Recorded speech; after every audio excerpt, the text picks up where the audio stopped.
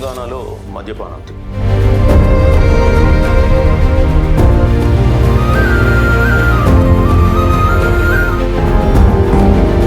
నైతికంగా, ఆర్థికంగా, ఆరోగ్యపరంగా అన్ని రకాలుగా పతనం చేసేది మద్య. పాలకులు దాన్ని ప్రోత్సహిస్తూ ఈ రోజు భారతదేశంలో తెలంగాణ మద్యపానంలో నంబర్ 1 రాష్ట్రంగా తీర్చిదిద్దారు. ఈ మద్యం ఇంత పెద్ద ఎత్తున సేవింపబడడానికి కారణాలు వచ్చిన అతిథికి మద్యం ఇవ్వకపోతే అది అతిథి మర్యాదలు కాదు అనేటువంటి ఒక సంస్కృతిని తెలంగాణలో మద్యపానం ఏ స్థాయిలో ఉందో మనం చూడాలనుకుంటే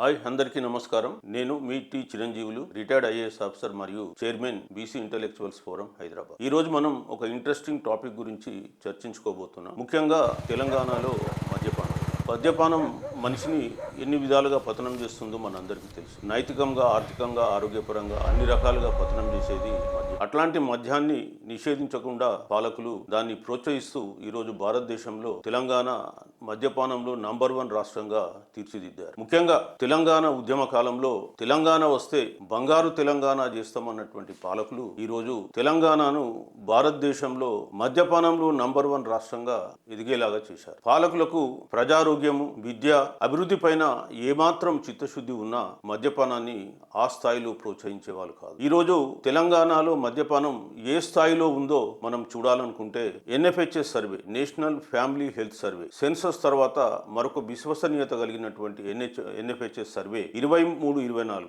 6వ రౌండ్ సర్వే మనం చూసినట్టయితే భారతదేశంలో తెలంగాణ అత్యధికంగా మద్యపానం సేవిస్తున్నటువంటి రాష్ట్రం. భారతదేశంలో మగవాళ్ళు సగటున 18.9% మద్యం సేవిస్తుంటే తెలంగాణలో 43.9% మంది ప్రజలు మద్యాన్ని సేవిస్తున్నారు. అదేవిధంగా మహిళల్ని తీసుకుంటే భారతదేశంలో 1.1% ఉంటే తెలంగాణలో 7.1%. సగటు భారతదేశం కంటే 2.5 రెట్లు తెలంగాణలో మద్యం సేవిస్తూ ఉంటే మహిళలు 7% సేవిస్తున్నారు. వివిధ రాష్ట్రాల్లో ఈ మద్యాన్ని ఏ విధంగా సేవిస్తున్నారో ఈ చార్ట్ ద్వారా మనం చూద్దాం. NFHS 6 సర్వే ప్రకారం అరుణాచల్ ప్రదేశ్ 50.5%తో మద్యపానంలో నంబర్ 1 పొజిషన్లో ఉంది. ఆ తర్వాత తెలంగాణ రాష్ట్రం ఉంది. కానీ అరుణాచల్ ప్రదేశ్ చిన్న రాష్ట్రము, జనాభా కేవలం 17.1 లక్ష మాత్రమే. అలాంటి సందర్భంలో పెద్ద రాష్ట్రాలతో మనం పోల్చలేం కాబట్టి ఆ రాష్ట్రం యొక్క శాతాన్ని మనం ఈ వీడియోలో పరిగణనలోకి తీసుకోలేము.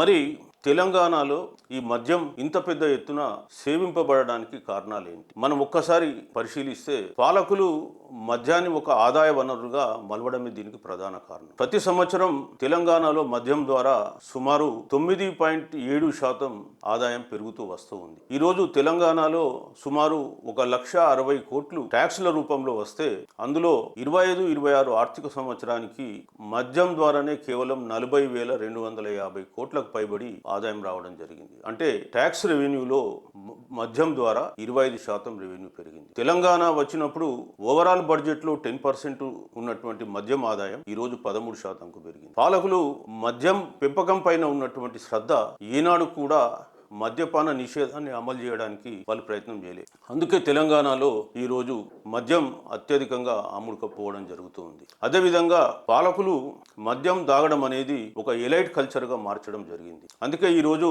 ప్రతి ఫంక్షన్లో తెలంగాణలో మద్యం సర్వ్ చేయడం సర్వసాధారణమైంది. తెలంగాణలో చావు కూడా పెళ్లిలాగానే తయారైపోయింది. చనిపోయినప్పుడు జరిపే కర్మకాండాలు కూడా మద్యాన్ని సప్లై చేయడం జరుగుతుంది. ఇంటికి వచ్చిన అతిథికి మద్యం ఇవ్వకపోతే అది అతిథి మర్యాదలు కాదు అనేటువంటి ఒక సంస్కృతిని ప్రబలింపజేసి ఈ మద్యాన్ని ఒక సామాజిక దురాచారంగా మలవడం జరిగింది. మరి తెలంగాణలో ఒకవైపు ప్రభుత్వం ఆదాయం పైన చూపినటువంటి ప్రేమ, మద్యపాన నిషేధం పైన నిర్లక్ష్యం, సామాజిక అలవాట్లు, సామాజిక కట్టుబాట్లు ఇవన్నీ కూడా మద్యాన్ని పెద్ద ఎత్తున ప్రజలు తాగేలా ప్రోత్సహిస్తున్నారు. ఇంకొక దురదృష్టకరమైన విషయం ఏమిటంటే తెలంగాణలో మహిళలు పెద్ద ఎత్తున తాగడంతో పాటు పట్టణ ప్రాంతాల్లో కంటే కూడా గ్రామీణ ప్రాంతాల్లో మద్యపాన సేవించడం ఎక్కువగా ఉంది. అంటే పల్లె ప్రజలు వాళ్ళకు వచ్చినటువంటి ఆదాయాన్ని ఎక్కువగా ఈ మద్యం మీదనే ఖర్చు పెడుతూ ఉన్నారు. ప్రభుత్వాలు మేము లక్షల కోట్ల సబ్సిడీలు ఇస్తున్నామని చెప్తూ ఉన్నాయి. ఇంకోవైపు మద్యం ద్వారా ఆ డబ్బును తిరిగి రాబట్టుకుంటూ ఉన్నాయి. ఇవల్ల గ్రామీణ ప్రాంత ప్రజలకు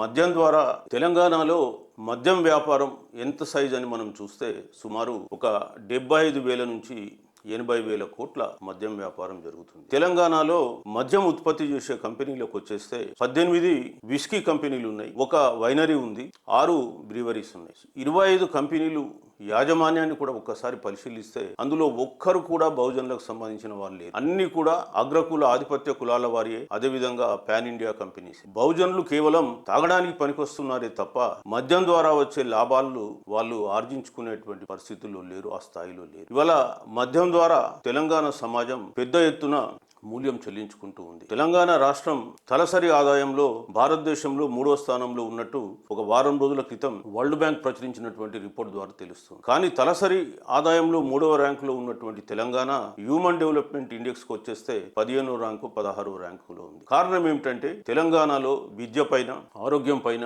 అదేవిధంగా ఆయుష్ పరిమాణం పైన సరైనటువంటి ఇంట్రెస్ట్ చూచక, సరైనటువంటి పెట్టుబడి పెట్టక ఈ రోజు తలసరి ఆదాయంలో 3వ స్థానంలో ఉన్న హ్యూమన్ డెవలప్మెంట్ ఇండెక్స్ లో వెనుకబడడానికి కారణమైంది. పాలకులు ఎంతసేపు మద్యాన్ని ఒక ఆదాయ వనరుగా మలుచుకున్నారే తప్ప ప్రజారోగ్యాన్ని గాని, విద్యను గాని, అదే విధంగా ఆరోగ్యాన్ని గాని పట్టించుకున్న పాపాన బోలి. అందుకే తెలంగాణ ఈ రోజు ఈ దురవస్థను అనుభవిస్తూ ఉంది. ఈ రోజు తెలంగాణ ప్రజలు తమ ఆస్తులన్నింటినీ తాకట్టు పెట్టి అమ్మేసి ఈ మద్యపానాన్ని పోషిస్తున్నారు. ముఖ్యంగా కొన్ని గ్రామీణ ప్రాంతాల్లో మనం వెళ్లి చూస్తే చిన్న వయసులోని యువకులు ఈ మద్యపానానికి బానిసలై అనారోగ్యాన్ని కొని తెచ్చుకొని మరి అకాల మృత్యు పాల్గొవడం జరుగుతుంది. కొన్ని పల్లెల్లో అసలు యువకులే లేకుండా పోయినారంటే ఈ మద్యపానం అందుకు ప్రధాన కారణం. ఈరోజు తెలంగాణలో చేయూత పింఛన్లు సుమారు 42 లక్షల పింఛన్లు ఉంటే అందులో 15,50,000 పింఛన్లు కేవలం వైదవ్య పింఛన్లు. అంటే మనం దాదాపు 10-12 రకాల పింఛన్లు తెలంగాణ రాష్ట్రంలో ఇస్తున్నాం. అందులో 1/3 పింఛన్లు వైదవ్య పింఛన్లే అంటే మరి ఈ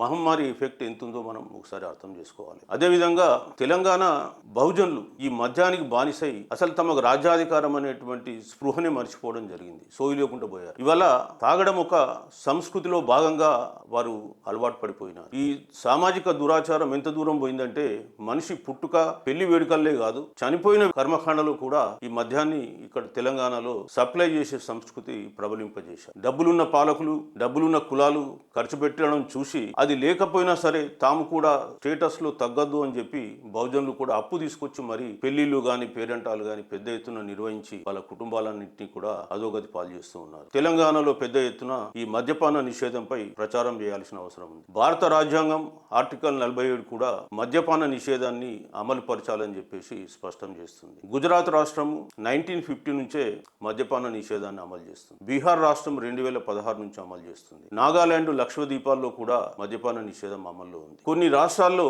మధ్యప్రదేశ్ గాని ఇతర రాష్ట్రాల్లో పుణ్యక్షేత్రాల్లో గాని, తీర్థయాత్రలు చేసే ప్లేస్ లో గాని, టూరిజం ప్లేస్లలో మద్యపాన నిషేధం అమల్లో ఉంది. కానీ తెలంగాణలో ఎక్కడ కూడా మద్యపాన నిషేధం అమల్లో ఉండదు. పెద్ద పెద్ద జాతరాలు వస్తే ఇంకా పెద్ద ఎత్తున మద్యం సప్లై చేసి ప్రజల్ని మత్తులో ముంచుతారు. అది తెలంగాణ పాలకుల యొక్క విశిష్టత. భారతదేశంలో అతి నిరుపేద రాష్ట్రమైనటువంటి బీహార్ కూడా మద్యపాన నిషేధాన్ని అమలు చేస్తుంటే మేము ధనవంతమైన రాష్ట్రం అని చెప్పుకుంటున్నటువంటి తెలంగాణ తమ ట్యాక్స్ రెవెన్యూలో 25% మద్యపానం ద్వారానే సమకూర్చుకుంటుంది. ఇది ఒక దురదృష్టకరమైనటువంటి విషయం. బహుజనులారా, ఈ మద్యపానం ద్వారా మనకు జరుగుతున్నటువంటి అనర్థాలు మీరు తెలుసుకోవాల్సిందిగా కోరుతున్నాను. మనకు బహుజన రాజ్యం రావాలంటే మనం ఈ మత్తు నుంచి కొంత దూరంగా ఉండాల్సిన అవసరం ఉంది. ప్రభుత్వం కూడా పెద్ద ఎత్తున ఈ మద్యపాన నిషేధంపై ప్రచారం జరపాలి. తెలంగాణలో సుమారు ఒక 15,000 నుంచి 20,000 బెల్ట్ షాపులు ఉన్నాయి. ఈ బెల్ట్ షాపుల నివారణకు కృషి చేయాల్సిన అవసరం ఉంది. తెలంగాణ రాష్ట్రంలో ప్రస్తుతం 2,623 IMFL షాపులు ఉన్నాయి. 1,017 బార్లు మరియు పబ్బులు ఉన్నాయి.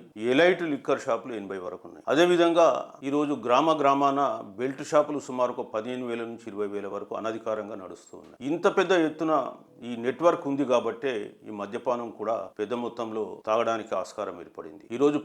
ఈరోజు పల్లెలలో మంచినీళ్లు దొరకకపోవచ్చు కానీ మద్యం దొరకనటువంటి వాడలేదు అని చెప్పడంలో ఎలాంటి అతిశయోక్తి లేదు. పాలకులు ఈరోజు చేయాల్సిన పని ఏమిటంటే మద్యపాన నిషేధంపై పెద్ద ఎత్తున ప్రచారం చేయాలి. మహిళా సంఘాలను కూడా ఉపయోగించుకోవాలి. బెల్ట్ షాపులన్నింటినీ కూడా ఎత్తివేయాలి. అదేవిధంగా కల్తీ కల్లును కానీ, కల్తీ సారాను కూడా నిషేధించాలి. తెలంగాణలో పెద్ద ఎత్తున ఈ కల్తీ సారా, కల్తీ కల్లు అమ్మడంతో అనేక మంది అమాయకులు తమ ప్రాణాలను పోగొట్టుకుంటూ ఉన్నారు. ముఖ్యంగా తెలంగాణలో అదేవిధంగా ప్రభుత్వం మద్యం ద్వారా సంపాదిస్తున్నటువంటి ఆదాయంలో 25% ఈ మద్యపాన నిషేధంపై ఖర్చు పెట్టాలి. అందుకు కళాజాతాలు రూపొందించాలి. పాఠశాలల్లో, కళాశాలల్లో మద్యపాన నిషేధంపై వ్యాసరచన పోటీలు అదేవిధంగా ఇతర కార్యక్రమాలు నిర్వహించాలి. ప్రజల్లో మద్యపానం తాగడం అనేది హానికరం అనేటువంటి విషయాన్ని ఒక పెద్ద ఎత్తున అవగాహన కల్పించాలి. కానీ అందుకు విరుద్ధంగా ప్రభుత్వాలు మద్యపానం తాగడం అంటే ఒక సంస్కృతిలో ఒక భాగం, అది ఫుడ్ హ్యాబిట్ అని చెప్పి పిచ్చి కబుర్లు చెప్పుకుంటూ ప్రజల్ని మభ్యపెడుతూ ఉన్నారు. ప్రజలారా ఇప్పటికైనా గమనించండి,